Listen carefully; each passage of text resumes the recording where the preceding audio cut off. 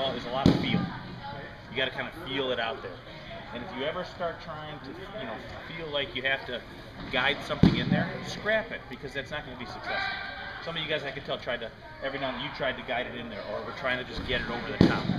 I'm thinking fastball arm speed, as much extension, and I know that my middle finger was going to come right over the top of it. So that's a little bit of mental, but it's also get some repetition. Do some repetition with that. It could be that easy. I was not thinking location at all. I was thinking extension, boom. Does that make sense? Okay. So we got two different breaking balls. One, sort of standard breaking ball. The other one is that where we keep our fingers on the outside, create a lot of revolution. That might take a little bit more practice, but I think in the long run, that might end up being the best one for them, because it doesn't force us to try to do this motion where we get into trouble. Where I know I even saw it here a little bit time they're trying to get break and they do it from here. We want fastball, all the way through until the end. Okay. We mentioned cut fastballs or a variation like cutter, slider, different things we can do. What have you guys learned? Right or wrong, it's anything, but we'll talk about it. So a little bit more. Then we talk about pressure points, right? Which is correct. So let's say hold that grip again. Okay, don't move. Now, think about this for a second. And I want you guys to, anytime we talk pitching, I want it to conceptually make sense, okay? Does everybody see his grip? Okay? Don't move it. Does everybody see? Okay? Now, so let's say you put a little bit more pressure on the middle finger, right? Okay? If I put pressure, I'm going to squeeze your middle finger and thumb. Where's the ball going?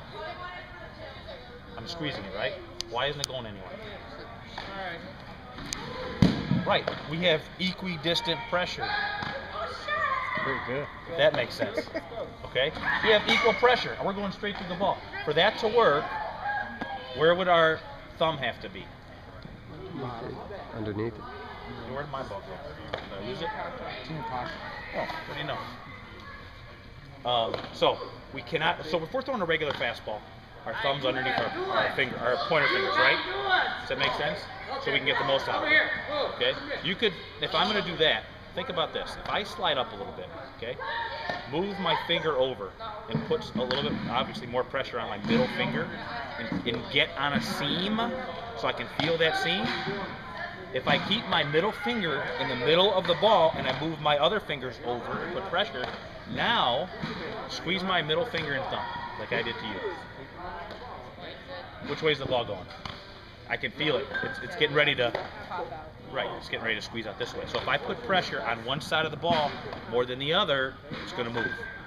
It has to move. Does that make sense? If you keep your thumb in the middle. If you keep your thumb in the middle of the ball, not directly on the other end of your middle finger. Is that too much? That makes sense? Yeah, it makes sense. So we don't want to go this. We want to keep that thumb in the middle.